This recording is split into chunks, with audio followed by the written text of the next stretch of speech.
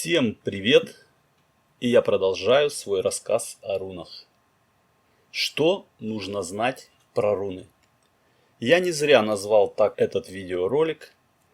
Дело в том, что есть один момент в рунах, в изучении рун, о котором почему-то не говорит никто. А зря. Это бы сэкономило массу времени и усилий для тех, кто начинает изучать руны, или для тех, кто уже изучает давно, но на сегодняшний день так и не сделал для себя никаких открытий. Не переживайте, после просмотра этого видеоролика все в вашем изучении рун кардинально начнет меняться. Итак, к делу. На сегодняшний день бытует такой ложный стереотип, что если человек приобрел для себя руны, купил, сделал сам, либо ему подарили, он сразу становится рунологом.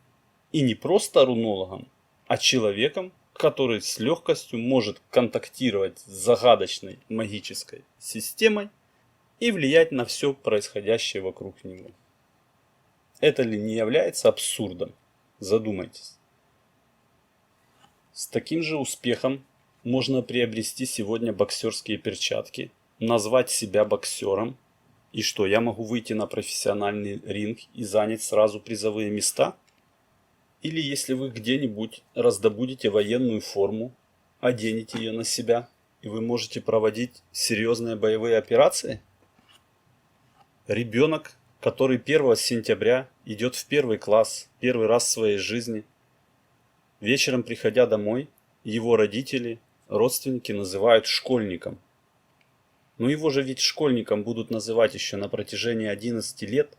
И все эти 11 лет изо дня в день он будет получать опыт, знания образовательной системы, которую дают в школе. Если его в первый день, как только он пошел в школу, называют школьником, это не значит, что он получил знания всей образовательной системы за 11 лет. Я думаю, мою мысль вы уловили. И таких примеров можно навести тысячи.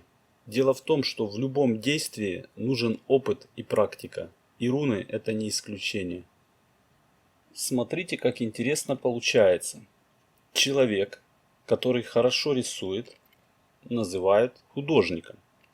Но если разобраться, ведь мы все рисуем, но назвать себя художником мы не имеем права. Потому что принято называть художником того, кто рисует хорошо.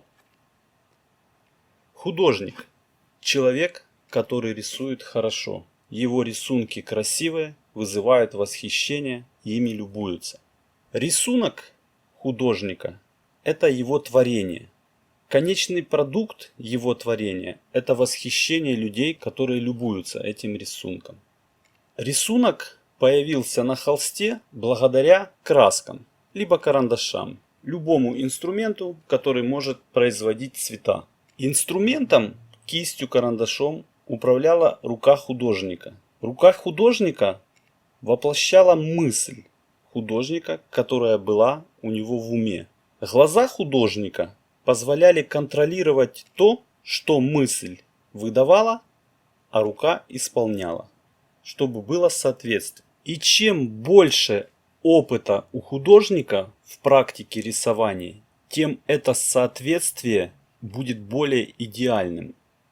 И это будет отличать этого художника от остальных людей, которые занимаются рисованием. А теперь давайте художника заменим на рунолога, на человека, который практикует руны, а именно руны в магических применениях. Если у этого человека нет опыта в практике рун, как он правильно подберет руны для рунной формулы? Как он сможет трактовать значение рун при их гадании? Поэтому без опыта никак. Я очень надеюсь на то, что у меня получилось посеять в ваше сознание информацию о том, что без практики и без опыта применять руны будет так же нелогично, как и прыгнуть в воду, при этом не научившись плавать.